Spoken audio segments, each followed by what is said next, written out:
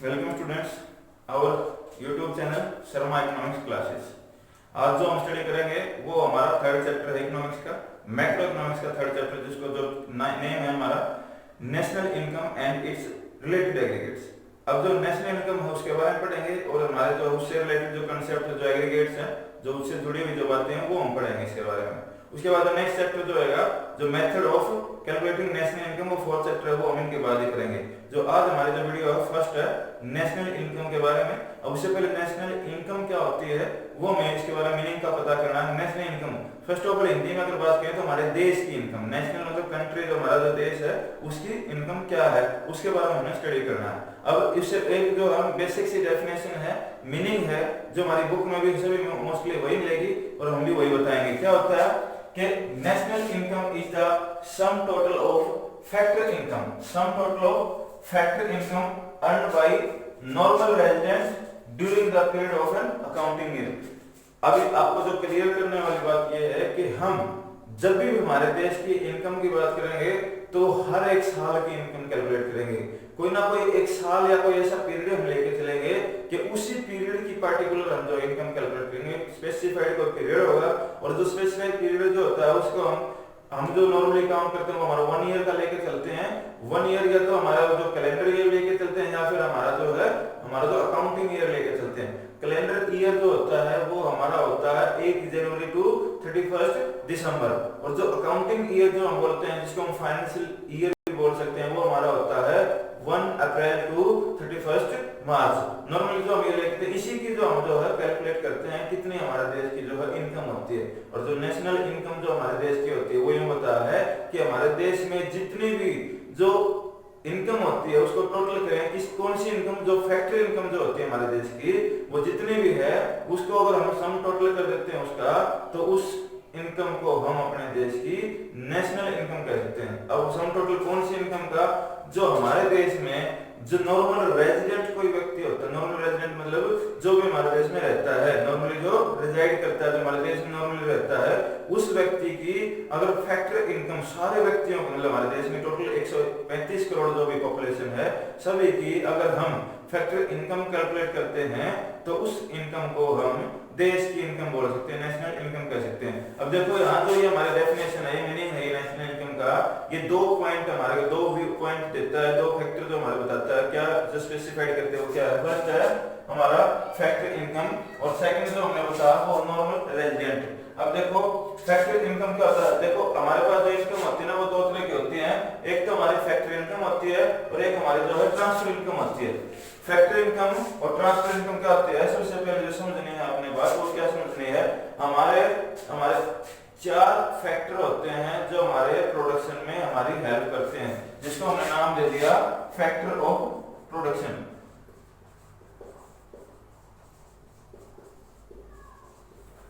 Factor of production है हमारे कौन कौन से होते हैं। First of all land, second है हमारा लेबर, जो मैं लास्ट वीडियो में लास्ट चैप्टर में हमने डिस्कस किया था। थर्ड जो है कैपिटल और फोर्थ वन जो हमारा एंटरप्रेन्योर।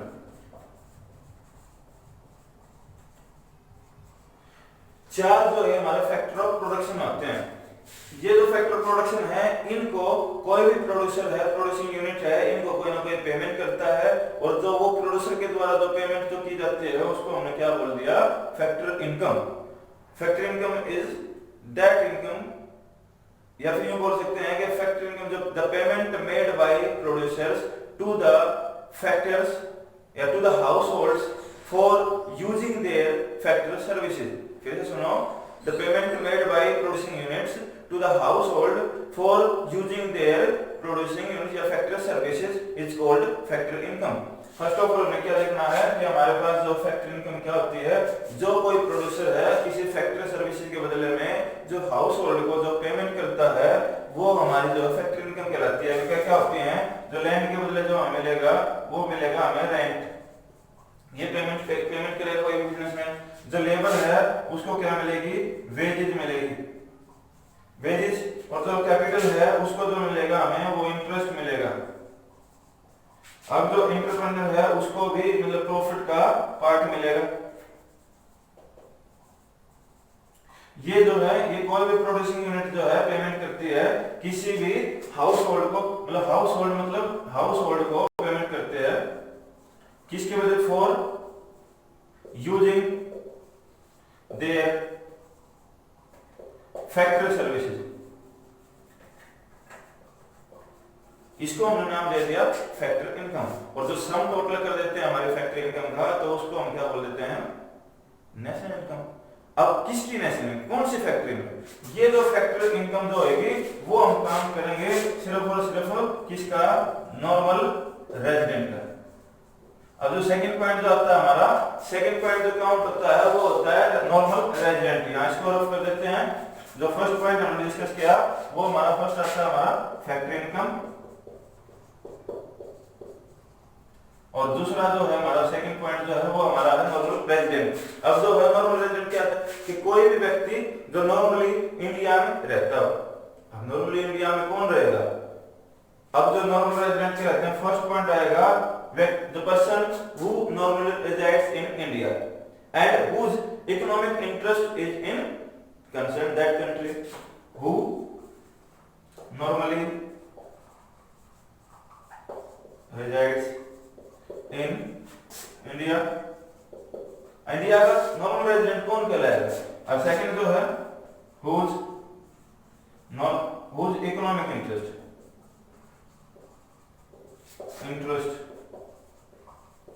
is in India। अब जो कोई भी व्यक्ति जो नॉर्मली इंडिया में रहता है और जिसका इकोनॉमिक इंटरेस्ट जो है इंडिया में है तो उसको हम जो है normal resident of the country बोलेंगे। अब नॉर्मल रेजिडेंट जो नॉर्मली कौन रहता है इंडिया में, अगर मैं बात करूं कोई भी व्यक्ति 1 साल से 1 ईयर से ज्यादा अगर कोई इंडिया में रहता है तो वो हमारा नॉर्मल रेजिडेंट बोलेंगे। यहाँ तक तो सिंपल सी बात है। कोई व्यक्ति जो इंडिया में 1 साल से ज्यादा रह जाता है तो वो नॉर्मल रेजिडेंट कहलाएगा। अपनी इकोनॉमिक्स की डेफिनेशन के अकॉर्डिंग, इकोनॉमिक्स की लैंग्वेज के अकॉर्डिंग हर तरीके की अपना जो नॉर्मल रेजिडेंट निकालने का वो अलग होता है। टैक्स पॉइंट ऑफ व्यू देखते हैं, हमारी इनकम टैक्स जो लगता है उसका अलग होता है, वो यहाँ हमने डिस्कस करना भी नहीं है। जो यहाँ डिस्कस करना है नॉर्मली वो इकोनॉमिक्स के लिए करना है।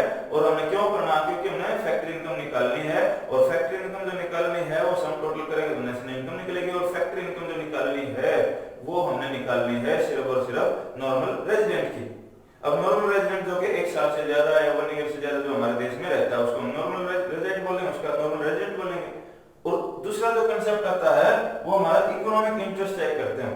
किसी भी व्यक्ति का इकोनॉमिक इंटरेस्ट हम चेक करेंगे। इकोनॉमिक इंटरेस्ट क्या होता है कि कोई भी व्यक्ति जो, हमने एक्टिविटी पिछले चैप्टर में हमने डिस्कस किया था कि हमारे पास ना एक्टिविटीज होती है वो 2 तरह की होती है, इकोनॉमिक एक्टिविटी और नॉन इकोनॉमिक एक्टिविटी। जो इकोनॉमिक एक्टिविटीज वो होती हैं जिनके बदले में कोई व्यक्ति कुछ ना कुछ प्रॉफिट या बेनिफिट कमाना चाहता हो।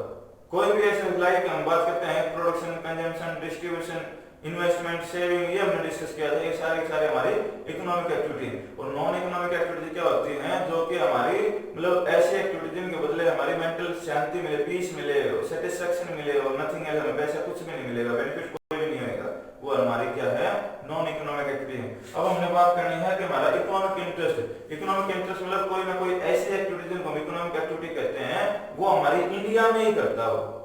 जो सेकंड पॉइंट होता है, पहला क्या है 1 साल से ज्यादा वो रहता हो इंडिया में, दूसरा उसका इकोनॉमिक इंटरेस्ट जो है इंडिया में हो, तो उसको हम क्या बोल देते हैं, नॉर्मल रेजिडेंट बोल देते हैं। अब नॉर्मल रेजिडेंट का जब हम इकोनॉमिक इंटरेस्ट की बात करते हैं तो इकोनॉमिक इंटरेस्ट उस व्यक्ति का तभी कहा जाएगा जब कोई ना कोई economic activity like consumption, production, distribution, investment, saving, कोई भी ऐसी एक्टिविटी वो यहाँ इंडिया में करता हो। यहाँ तक की बात करिए, ये हमारे क्या होता है, वो नॉर्मल रेजिडेंट कहलाता है। और जब कोई नॉर्मल रेजिडेंट है उन सभी की हम फैक्ट्री इनकम कैलकुलेट कर लेते हैं और उसका फैक्ट्री इनकम का सम टोटल कर देते हैं तो हमारी वो नेशनल इनकम कहलाती है। यहाँ तक की बात है। उसके बाद जो हमने कंसेप्ट जो करना है, ये तो फिर फैक्ट्री इनकम।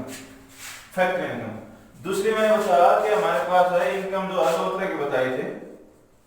इनकम हमारी जो होती है, एक तो हमारी जो फैक्ट्री इनकम होती है जो कि हमने भी स्टडी की है, दूसरी जो हमारे पास है ट्रांसफर इनकम। हमारी इनकम 2 तरह की मिलती है हमें, या तो होगी फैक्ट्री इनकम या फिर होगी ट्रांसफर इनकम। फैक्ट्री इनकम क्या होती है कि वो इनकम जो बदले में हम कुछ ना कुछ सर्विसेज देंगे तब हमें पेमेंट मिलेगी। Like as a teacher, as a worker, as a labour, मैं कहीं फैक्ट्री में काम करता हूँ, एज ए टीचर कहीं स्कूल कॉलेज में काम करता हूँ, तो मैं अपनी सर्विसेज दे रहा हूँ, फैक्ट्री सर्विसेज जिसको हम बोलते हैं, उसके बदले में मुझे वो पेमेंट करेंगे, तो मेरे फैक्ट्री इनकम बोलेंगे। बट समटाइम कोई ना कोई हमें ऐसी इनकम मिल जाती है जो कि उसके बदले हमें कोई सर्विसेज नहीं देनी पड़ती, लाइक कोई चैरिटी पर्पज से कोई हमें इनकम मिल जाए, या फिर हम डोनेशन वगैरह कोई हमें मिल जाए, या फिर दूसरा हम बात करते हैं एज स्टूडेंट की बात में स्कॉलरशिप भी मिल जाती है, या फिर एज ए एल्डर जो हमारे बुजुर्ग को मिलती है बुढ़ापा पेंशन जिसको बोलते हैं वो मिल जाए। तो ये ऐसी इनकम है जिनके बदले हमें कोई सर्विसेज नहीं देनी पड़ती, बट वो हमारी इनकम तो होती है, तो उस इनकम को हमने नाम दे दिया ट्रांसफर इनकम। अगर हम बात करें तो फैक्ट्री इनकम जो है, फैक्ट्री इनकम क्या होती है, ये होती है अर्नड इनकम, और ये क्या होती है अनअर्नड इनकम।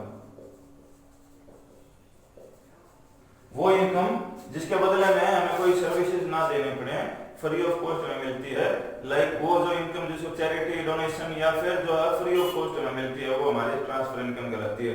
अब जो समझने लायक जो बात हमारी इस कंसेप्ट से रिलेटेड है, जो हमारी नेशनल इनकम जो होती है उसके अंदर सिर्फ और सिर्फ हम जो है फैक्ट्री इनकम को ही कंसीडर करेंगे।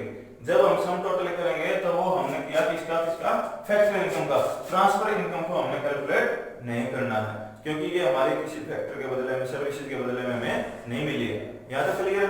अब जो बात करते हैं हमारी जो नेक्स्ट कंसेप्ट जो हमारा आता है, हमारे जो इनकम है, इनकम जो हमारी इनकम को हम दो पॉइंट ऑफ व्यू से कर सकते हैं हम डिस्कस। एक तो हमारी जो है डोमेस्टिक से, और दूसरी जो हमारी नेशनल से।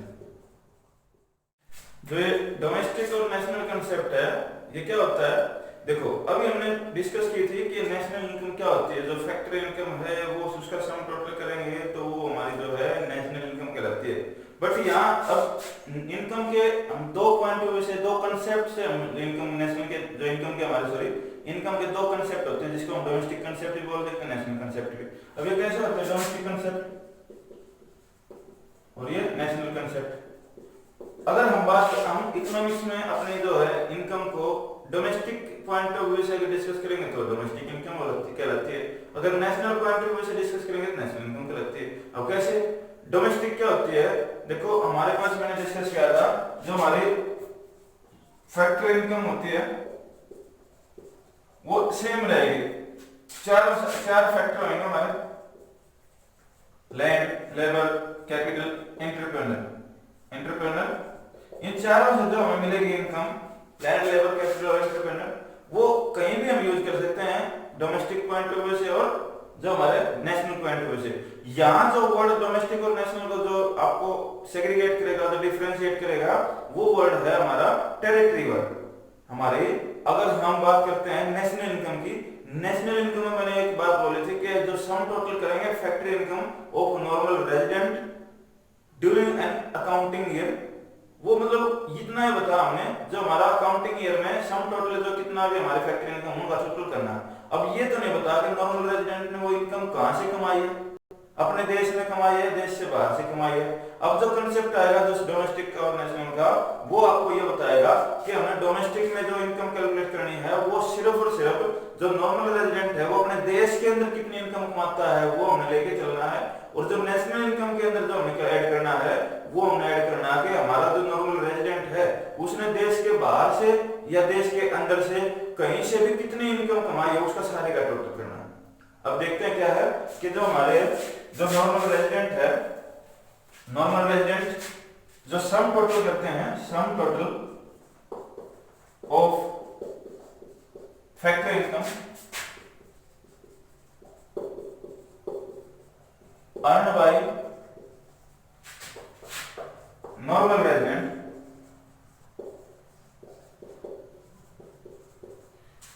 in domestic territory of country, domestic territory of our country is called domestic income।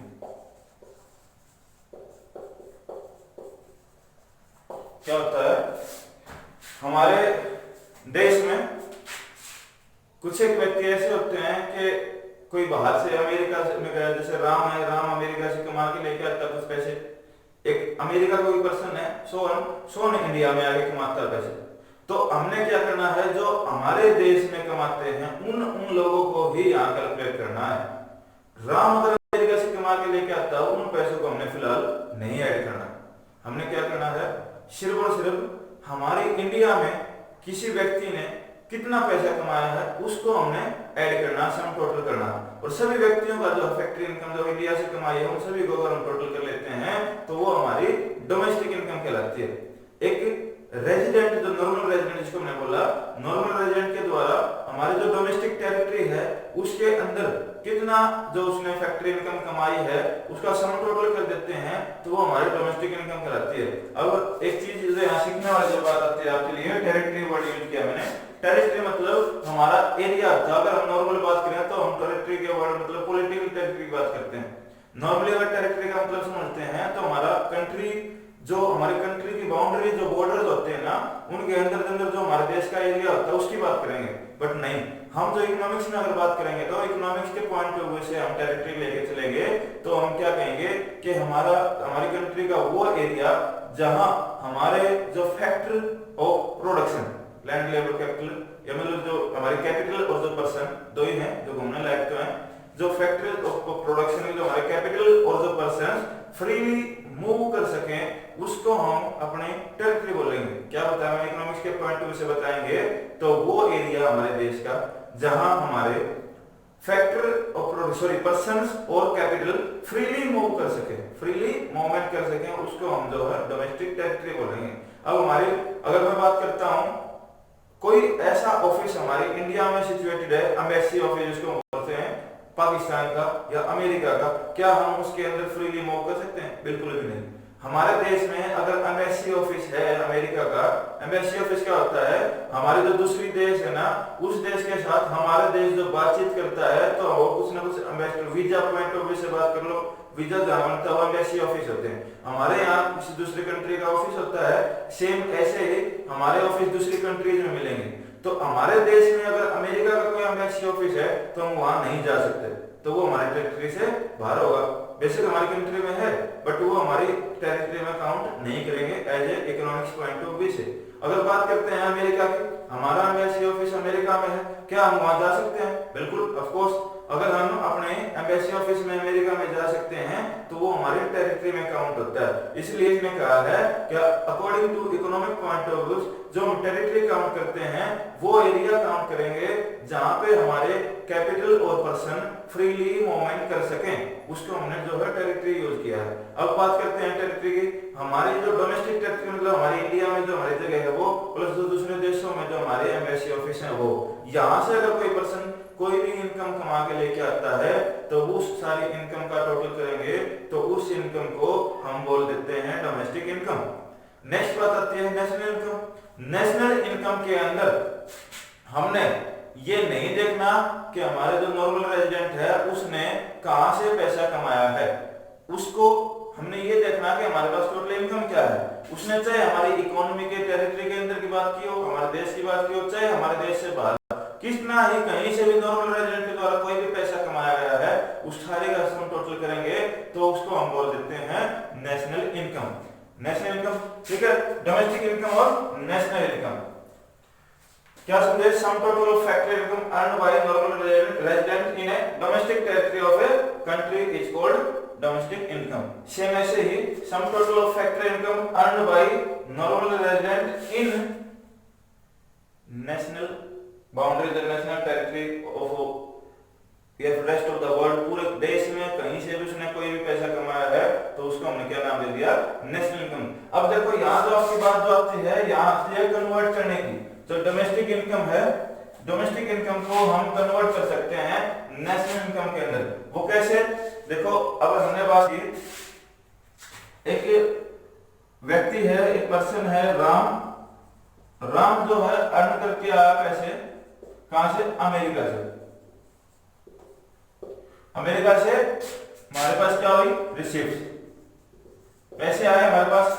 अब क्या है? एक सोन, मैंने एग्जांपल लिया था, सोन है, वो हमारे जो है अमेरिका का पर्सन है, यहाँ हमारे इंडिया से कमा के लेके आया, इंडिया से अर्न किए उसने, पर्सन कहाँ का है, अमेरिका का है, तो मतलब हमने इसको पेमेंट की है, तो कहीं ना कहीं हमारे पास कुछ ना कुछ हमारे कोई पेमेंट होती है, कहीं हमारे पास रिसिप्ट्स होती हैं, तो वो हमने कैलकुलेट करनी है, वो एडलेस करनी है हमने। वो कैसे करेंगे, हमारे जितने भी हमारे रिसिप्ट्स हैं, रिसिप्ट्स हमारे जो फॉरेन से, फॉरेन रिसिप्ट्स जो हमारी हैं उनमें से माइनस कर देंगे हमारी जो है पेमेंट, पेमेंट तो हमारे पास नेट हमारी जो है इनकम आ जाएगी हमारी, कहां कहां से, मतलब जो फैक्टर, इसको क्या बोलते हैं, net factor income from abroad, जो हमारी अब्रॉड मतलब विदेशों से कितनी लेके आए हम इनकम, वो निकाल net factor income from abroad हम निकालें। कैसे है कि टोटल जो हमारी रिसिप्ट्स, मतलब जो राम कितना कमा के लेके आए, सेम ऐसे ही कोई और भी व्यक्ति होंगे जो बाहर दूसरी कंट्री से कमा के लेके आए हैं,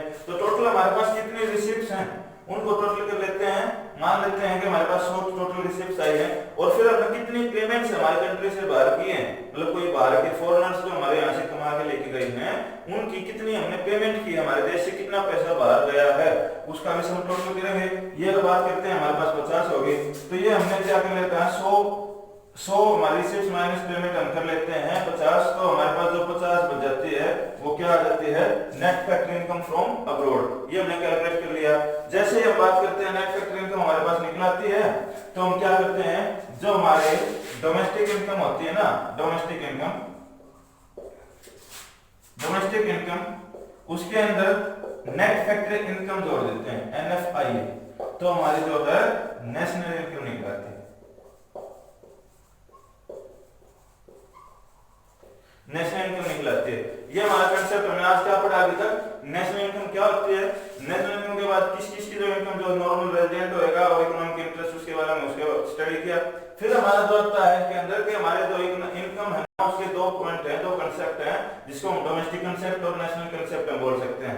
तो डोमेस्टिक कंसेप्ट है उसको अगर हम डोमेस्टिक पॉइंट ऑफ व्यू से यूज करते हैं हमारी इनकम को, तो उसने डोमेस्टिक इनकम बोल दिया। अगर हम नेशनल पॉइंट ऑफ व्यू से बात करेंगे हमारी इनकम को, तो नेशनल इनकम बोल दिया। अब डोमेस्टिक इनकम जो बात करते हैं, डोमेस्टिक इनकम किसको कहेंगे, जो सम टोटल करेंगे हमारे फैक्टर इनकम का, जो हमारे देश के अंदर भाई कमाई गई हमारे नॉर्मल रेजिडेंट के द्वारा, वो हमारी डोमेस्टिक इनकम कहलाती है। बट बात नेशनल इनकम की आती है, तो नेशनल इनकम के किसको कहेंगे, जो नॉर्मल रेजिडेंट जो हमारा होता है वो कहीं से भी ऑल ओवर वर्ल्ड से या हमारे देश से कहीं से भी उसने कहीं से कोई पैसा कमाया हो, no matter where is it earn, और कहां से उसने कमाया है कोई भी फर्क नहीं पड़ता, जहां कहीं से उसने कमाया उस सारे की सारी इनकम को हम सम टोटल कर देंगे तो वो हमारी नेशनल इनकम कहलाती है। ठीक है, यहाँ तक बात होती है। अब जो नेक्स्ट कंसेप्ट आता है हमारा देशी में, वो आता है हमारा ग्रोस और नेट वाला। अब जो हमारे जो है इनकम है उसका जो कंसेप्ट आएगा वो हमारा आएगा ग्रोस इनकम, और फिर हमारा आएगा नेट इनकम। देखो अभी तक हम जो बेसिक कंसेप्ट्स की स्टडी कर रहे हैं नेशनल इनकम के, जो रिलेटेड एग्रीगेट्स हैं वो नेक्स्ट वीडियो में हम स्टार्ट करेंगे। रिलेटेड एग्रीगेट्स से पहले जो हम करने लग रहे हैं वो हमारे हैं basic concepts of national income and its related aggregates से जुड़े पॉइंट जो भी हैं। ठीक है, अब ग्रोस इनकम, ग्रोस इनकम क्या होती है कि भाई जो अगर बात करते हैं हमारे देश में, हमारे देश क्या हमारी इनकम होती है वो कहीं ना कहीं से कैसे भी कमाते हैं, उसके लिए कुछ ना कुछ हमें खर्चा करना पड़ता है। अगर एज ए प्रोड्यूसर की बात करते हैं तो जो मशीनरी चलती हैं, वीयर एंड टियर होता है, कोई ना कोई एक्सीडेंट होता है या फिर कोई आउटडेटेड की वजह से हमें मशीनरी जो है वो हमने निकालनी पड़ती है, एक्सचेंज करनी पड़ती है, ट्रांसफर करनी पड़ती है, मतलब वो एक्सचेंज करते हैं, तो कुछ ना कुछ हमारी मशीनरीज में कोई ना कोई खर्चा आता है जिसको हमने नाम दिया था हमारा डेप्रिसिएशन वर्ड। मतलब हमारी जो मशीन है हम यूज करते हैं, जो प्रोडक्शन करते हैं हमारे जो भी देश में, वो प्रोडक्शन ऐसे ही नहीं होता, उसकी कुछ ना कुछ कॉस्ट भी होती है, और जब हम हमारी जो टोटल इनकम है उसको हम ऐड कर देते हैं, उसमें से हम खर्चा नहीं निकालते तो हमारे पास वो ग्रॉस इनकम होती है। बट जब हम उसमें से खर्चे निकाल देते तो हमारे पास नेट बच जाता। अगर मैं ब्रीफली एग्जांपल लेके चले अपना पर्सनल लाइफ का, सपोज आप कोई ना कोई अपना पैसा कमाया, आपने 50 रुपए आपने कमा लिए, बट 50 रुपए जो है आपने मान लिया हमारे पॉकेट में हमारी 50 रुपए इनकम है, ये आपकी हुई ग्रोस इनकम। बट अगर मैं यूं पूछूं कि आपने नेट आपके 50 रुपए में से आपके पास कितने बचेंगे, तो आप कहते हो कि हमारा 20 रुपए जो है आने जाने में, या फिर हमारा कोई 50 रुपए कमाने के लिए खर्च हो गए, तो क्या करोगे आप 50 माइनस 20, तो 30 जो है आपके नेट इनकम जो आपके पास जेब में बचेगी। जो आपका खर्चा निकालोगे 20 रुपए, तो खर्चा निकालने के बाद 50 में से तो 30 रुपीज आपके बचे हैं, 30 रुपीज आपके नेट आपके पास इनकम हुई आपकी। तो वही सेम फंडा यहाँ हमारे देश में जो भी इनकम होती है वो ग्रोस इनकम होती है या फिर नेट इनकम होती है। अब ग्रोस इनकम क्या होती है, जितनी भी हमारे देश में जो हम पैसा कमाते हैं बिना उसके एक्सपेंसेस को लेस किए जो हमारी इनकम होती है वो हमारे पास ग्रोस इनकम होती है। अब फिर मैंने बताया कि हमारे पास एक्सपेंसेस क्या होते हैं। जो एज ए प्रोड्यूसर बात करें तो मेन यहाँ जो हम एक्सपेंस लेके चल रहे हैं वो ये है कि हमारी जो मशीन है जिनके बदले हम प्रोडक्शन करते हैं जिनसे, तो मशीनरी चलती हैं तो उनकी कुछ ना कुछ कॉस्ट में कमी आती है, वैल्यू में कमी आती है। तो वैल्यू में कमी आई है साल पर साल जो उसको यूज करते हैं, तो उसको नाम दिया हमने, नेम दिया उसको डेप्रिसिएशन। तो डेप्रिसिएशन हमारे लिए कॉस्ट है। तो ग्रोस इनकम क्या है, ग्रोस हमारी जो है जो सारे की सारी हमारी टोटल इनकम कितनी है।